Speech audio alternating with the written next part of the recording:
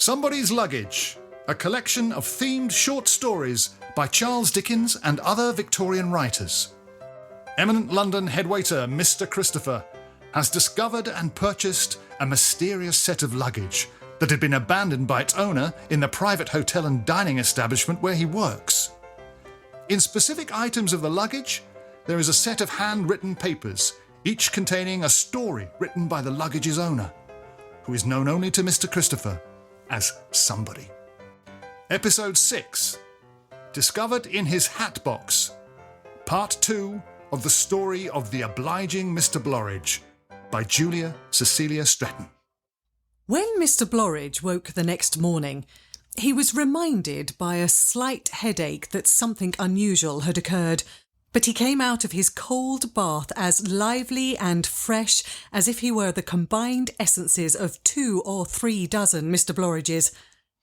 However, turning round, he encountered the chair and suddenly remembered its fatal property. Oh, what am I to do? How to get rid of it? Should I send it away, lock it up, bury, burn, or destroy it? Yes, I will.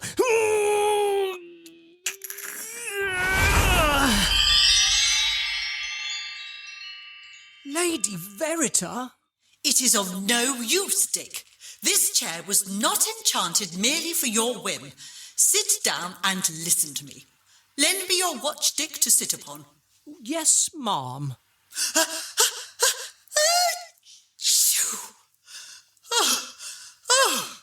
Do excuse me. Now, Dick, how naughty you are. You do not use my gift as you ought. Why were you thinking of burning my chair? Simply because it had done its duty in enabling you to see people as they really are and know their thoughts? But I do not wish to know them. My dear Dick, infinite wisdom has given you susceptibility, intelligence, and reason. You only use the first. Reason should step in and enable you to make practical use of susceptibility and intelligence. Do I make myself understood? I know I am a fool, but let me reap the fruits of my lack of wisdom. I would rather be foolish for life than entrap others into sitting into this chair. Dick, you require a lesson. Use it well, be patient, be submissive, and all will end well, both for you and me. Adieu, Dick. Be wise and prudent. Dick's first essay at being wise and prudent made him hand his female visitor at once into the post of honour, the chair of truth. She was Gatty Bland, a pleasant girl who he had met once or twice at Dr. Evans', the medical man of the neighbourhood. He had the general idea that she was the 23-year-old daughter of an invalid widow and the eldest of a flock of healthy-looking children to whom she acted as foster mother, owing to the physical inabilities of their real mother. He had so far noticed Gatty as to admire her eyes, soft and brown, the exact colour of her hair. I had not noticed how really pretty you are. Mamma has sent me here this morning, Mr Blorage, to beg your acceptance of the loan of a beautiful china bowl. There is not another like it in England, and she fancied it would be just the thing to hold your trifle tonight. I thank her very much. But how does she know I was going to have a trifle tonight? Oh, we know it very well. You give a ball tonight, and from our house we can see the lights and faintly hear the music. Then, if I accept the loan of the beautiful china bowl, I must ask a favour in return. I will promise to perform it, Mr Blorage, for I feel sure that you will not ask anything that I may not promise to perform. I am proud to be so trusted. I should wish to beg the favour of your company tonight, to see how well the trifle looks in the beautiful china bowl. Oh, I wish I could come, but we are very poor, and Mamma is too great an invalid to take us out. We shall find much pleasure, though, in watching your gaiety from our window, and delighted to think that our china bowl has helped to ornament your supper table. Mamma has had great pleasure in watching the building of your house, Mr Blorage. She said a good man is to inhabit it. And a good man always benefits a neighbourhood. Your mamma is very kind. Mamma is very good, Mr Blorage, and I ought to return to her. And so, your mamma is glad to have a near neighbour? She is glad that you are our neighbour. She thinks that the sunshine of a good man's heart may sometime fall upon her poor children in the shade. Oh, so it shall, my dear, please God. But, Gatty, you must marry. Oh, would you like to marry? I don't know, Mr Blorage, but I fear few will care to marry a little plain girl with a turned-up nose and a heart full of her own people, and who wants a nomination. Have you ever seen anyone you would like to marry? Only one. And that is you, Mr Blorage. Oh, goodbye. I must run all the way home. Poor dear thing, that I could have been so base and dishonourable as to ask her such a delicate question, when I had so many safe ones to ask. Gracious heaven, that I should have dared to put so preposterous a question and receive But it's very pleasant to be so undeservedly appreciated, to be liked and loved for one's own sake. She is pretty, very graceful. She flitted out of the room like a bird out of a rosebush. Her nose certainly turns up, but I believe there never was a silly person known with the turned-up nose. I wonder what the nomination was that she wanted. That evening, Mr Blorage led out the, in those parts, highly renowned and celebrated Lady Fitz-Clark to open his ball with an old-fashioned country dance. Who is that? Oh, my word! There is the chair of truth. How did that get there? I have never in my life witnessed anything like it. A stately old lady now occupied the chair, encircled by a crowd to whom she was holding forth in an extremely uncomplimentary fashion. With his responsibility staring him in the face, he hurled Lady Fitz-Clark through a narrow gorge of dancers. Oh no, I'm very sorry. An unfortunate button on his coat had entangled itself in the lace of a lady's dress, and Dick now danced, trailing a long, tattered shred in his wake. Oh, Fanny, I am most terribly sorry. Oh, do not worry, Mr Blorage. Dear lovely Fanny, what an angel. Oh, how terrible! The damage to your dear love of a pretty dress, Fanny. Oh, let me pin it up for you. Thank you, Florence. Oh, and the lovely Florence, she too is an angel. Meantime, all eyes were now attracted to the horrible old lady, sat like the personification of a gorgon in the chair of truth. Oh dear, I could no more dare ask her a question than if she'd be the devil himself, arrayed in gorgeous female attire. There she must sit until fate steps in with 3 questions and releases her. As he looked hopelessly to the door, he saw the little peacock nose of Gatty Bland. She went towards the chair and in her plain white dress conveyed the lady, all purple and gold, down the room and out of the door into the tea-room. Oh, bless you, Gatty. As soon as he was free of Lady Fitz-Clark, Mr Blorage flew to seek a new dance partner, either Fanny the Fair or Florence the Beautiful. But they were both together. Oh, no! In the chair of truth. Fanny on the cushioned seat, Florence on the stuffed arm. Florence was still employed in pinning up the tatters of Fanny's torn dress. There, dear. I have pinned you up and done the best I could for you, dear. Oh, but I am so glad to see, notwithstanding that you are a monstrous figure and not fit to look at, dear. Oh, thank you, Florence, dear. Oh, you are a false thing. I see through your meekness and affectation, as if you do not care about your dress. 'Tis a pity Mr Blorage can't see you at home. It's a pity Mr Blorage can't see you at home. Aunt longs for the day when she can rid herself of you, indolent, selfish and useless creature that you are. But Aunt comforts herself with the reflection that she has not such a firebrand in the house as you are.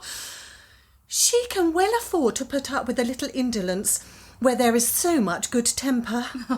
It is better to be a little passionate than sulky, love. Is it?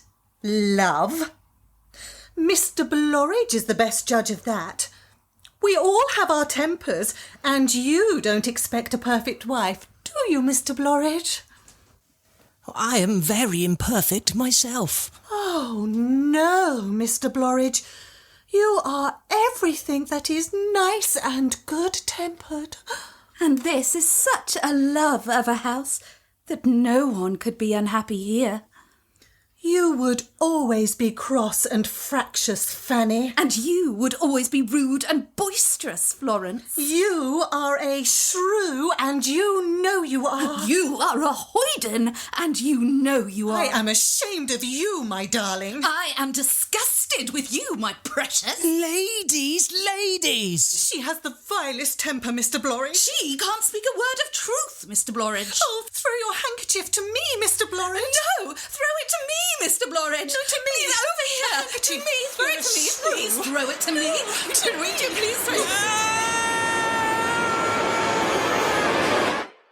Florence, Fanny, music, lights, flowers, dancers, Lady Fitzclark, and the old lady all suddenly disappeared. Picking himself up, there was nothing near but the chair, overturned, and an empty wine bottle. Oh, thank heaven! It must have been a dream. Yes, of course. But a very bad dream. Gently, he restored the harmless-looking chair to its proper place. Shall I remove the things, sir? It's close upon 9. Do so, Penge. There is coffee, sir. I think I will have a cup of coffee. Rather strong. Yes, sir. What a relief not to have to see Penge sit down on the chair. Ah, it's a delicious cup of coffee, Penge. And it so perfectly agrees with me that I think I'll take a run over to Dr. Evans and play a game of chess. The sharp night air hit him with sudden giddiness, and every twinkling star appeared to be closely embracing a twin star that twinkled with still greater vigour. But he soon got over these delusions. How good of the night to be so fresh and fine! How kind of the stars to beam down on me so brightly when I am a man full of evil and weak thoughts! I harboured a design against my fellow creatures of the basest sort, and to add to my crime, it was directed against one who I meant for a wife. True, I know nothing of Miss Fanny and Miss Florence, but I'll make it my business to see more of both, and I'll try to be guided to a right choice at last. Blorage, do come in. Now, this is friendly.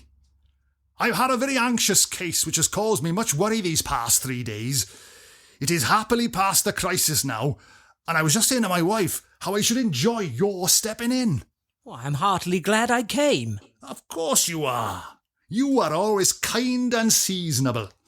When were you ever otherwise? Dick followed the voluble and hearty doctor up the stairs and into the presence of Mrs. Evans. But Dick was unable to acknowledge Mrs. Evans' cordial greeting by so much as a single word. For there, before his eyes, sat on a little chair by Mrs. Evans' side was Gatty Bland, her face peeping out of a handkerchief tied over her head and under her chin. You know dear little Gatty, of course. She's waiting for her mother's medicine. I hope you've given Gatty a cup of tea, my dear. Of course, my dear.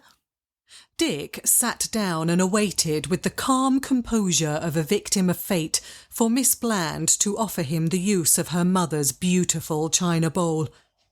But she did nothing of the sort. In the ensuing half-hour, though the conversation turned upon no other subject than the approaching housewarming, she made no allusion whatever to china or bowls. Dick was half sorry. It would be so agreeable to thank such a charming girl. If her mother had lent me the china bowl, I'm sure she possesses one, then I might have called to thank her. I wish to become more intimate with the family. Perhaps I might be of service to them. Was there anything or nothing in that nomination she so nearly talked about? He invited Gatty to the housewarming and anticipated her request for Jenny and Albert. He was not at all surprised to find that she had a sister Jenny and a brother Albert. But it did surprise him to see how pretty she became when she smiled her thanks. The very thing. A little gaiety does more good than all my pills and potions. Mr Blorage, my dear, very thoughtful. You'll expect all 4, I dare say. 3 girls and a boy. Only 4, I expect 8 at least. But Mrs. Evans, one of us must stay with Mamma. I will do so. My dear, I will see to that. I will step down in the morning, Gatty, and settle it all with Mamma. And tell Mamma from me that I shall spend a couple of hours with her tomorrow evening. I want to study her case, and I shall like a rest between your dances, Blorage. That is that you two are most kindly going to represent me for that time. Just so, my dear. What, are you off, Gatty? Stay. We'll send our man Mike with you.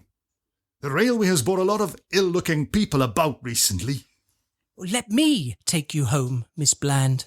Oh, thank you very much, Mr Blorage. We will have a game of chess when you come back, Blorage. When he returned to the game of chess, it is certain that Dick was in a romantic mood and willingly listened to the long history of the Blands. Miss Bland spoke of a nomination. No, by the by, she didn't. It was a china bowl. Dear me, what do I mean? I think I hardly know what I do mean. You look rather wild, Dick. I don't know what you talked about on your walk, but there appears to me to be no affinity between a nomination for the Blue Coat School and a china bowl. Oh, that's what she wants, is it? Blue Coat School! God bless my soul! Really? A nomination, eh? Blue Coat! Check to your queen! Notwithstanding the check, Dick lost the chess game, but he went home in such a happy state of mind that he felt as if he had won. Blue Coat School! Blue, blue, blue, blue nomification! Mr Blorage arose in a contented and happy frame of mind the next morning. The great day was the greatest of successes. Nothing marred the triumph of the dinner or the beauty of the ball. The hard-faced old lady sat in the chair, but she was just as forcible and disagreeable as usual. No more and no less. Dick danced with Lady Fitzclark and spoke with Fanny, Florence and Gatty, for Gatty was there demurely happy. Florence looked most beautiful, charmingly dressed in white tarlatan. Fanny was dressed in floating robes of blue with fair curls twined with silver leaves. However, Mr Blorage was able to listen to both girls and learn much that was of interest to him. Miss Bland's muslin dress is rather plain, don't you think, Mr Blorage? And it's real ivy in her hair, so they can't have gone to any great expense to do honour to your ball. I like them all the better for it. I am so astonished at the impertinence of such people as the Blands, Mr Blorage, thrusting themselves into society that is so much above them. Mr Blorage accomplished his dances with Fanny and Florence. But at the instant that he claimed Gatty's hand, Dr Evans returned from taking care of Mrs Bland. Oh, Mr Blorage, I must go. Thank you so much for the happiest evening I've ever spent. No, you must not go. A quadrille takes only 20 minutes to dance. But Mamma is alone now, and I should be quite unhappy for all that 20 minutes, even though dancing with you. But there is Jenny. She dances so well and loves it so much. And don't think me conceited, Mr Blorage. She is so pretty. She is the prettiest girl in the room but one. Dick assisted Gatty to put on her cloak and looked at her with unspeakable admiration as she tied the little handkerchief over her head and under her chin, and he longed to clasp her, there and then, to his heart. But instead, he flew back to the ballroom. Oh, Mamma! I saw kind Mr Blorage asking Jenny to dance, and Jenny looked as pretty as those two cousins, Florence and Fanny. They say Mr Blorage is to marry one of them, but I hope not. I see a good deal of them here and there, and I am sure they are only pretty girls. They do not appreciate his kind and generous heart. One morning, soon after, the post brought a piece of news that fairly surpassed the excitement of the housewarming for the Bland family. A nomination to the Blue Coat School for one Master Albert Bland. Meantime, Mr Blorage divided his time pretty equally between his little office at the bank and the houses of Dr Evans, Florence's father and Fanny's aunt. All these visits, combined with the still existing effects of his dream, ended in consequences. The first consequence occurred to Dick's brother, the profligate and self-satisfied William. Billy, what exactly do you do with the sums of money that you are forever borrowing from me? Expenses and the like. In future, I expect such sums to be repaid. Here is a ledger containing a debtor and credit account between us. Have a look. To Mr. William Blorage, the sum of £10, £20, £25, £35. Oh my gosh! £40, £45, £60. Oh dear! Oh my word! This ledger displayed a state of account so alarming to Mr William that he reformed rather and applied, in sober seriousness, for the post of junior of all junior clerks that he had previously so despised. The second important consequence: Mr Richard Blorage committed a piece of extravagance. He commissioned for himself an extravagantly expensive statuette in white marble. It must be ethereal, with extended wings and lightly poised on one foot. But above all, it must have a slightly turned-up nose and a little lace handkerchief under the chin.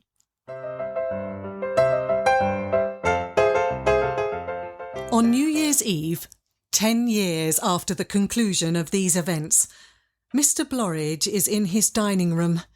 Dinner is over. Wine and dessert are on the table. The fateful, magical chair is at the upper end of the room with, above it, the lovely statuette on a carved oak bracket. Dick is reading the paper alone.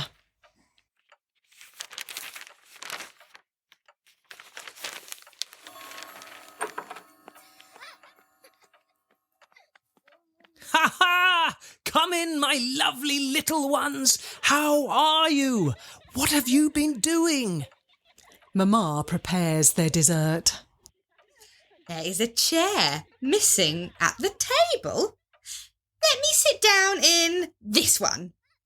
Papa, Mama is in the chair of truth.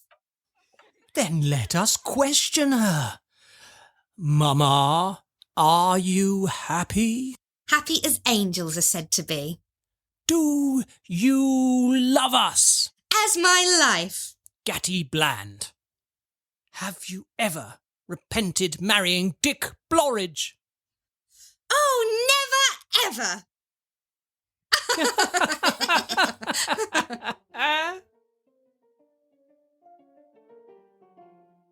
All's well that ends for Mr Blorage, Gatty and their young family. But will all end well too for Mr Christopher, recipient of the luggage and all the stories in this series? To discover Mr Christopher's fate, listen to the 7th and final part of Somebody's Luggage.